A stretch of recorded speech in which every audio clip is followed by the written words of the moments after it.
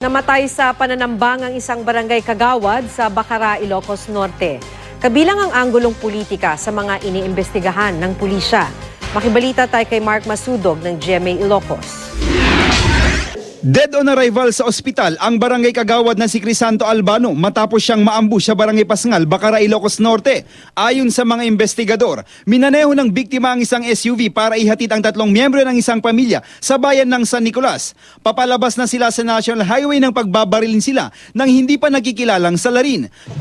Jakmot mabilang sir ta nagsasarunumot ngamin itatay. Nasugatan naman sa pamamaril ang 16 na taong gulang na babaeng sakay ng SUV. Swerte namang walang tinamong sugat ang dalawa pa nilang kasama. Nananawagan ngayon ang pamilya ng kagawad ng agarang hustisya. Sir, na disgrasya nila kayo mo yung tapag na dyan igid na kalsada detay. Detay lugan na ako, tumasidog kanya anak ko na day so nagtartari kami rin waran saratan pamambigit ang katawang muteng.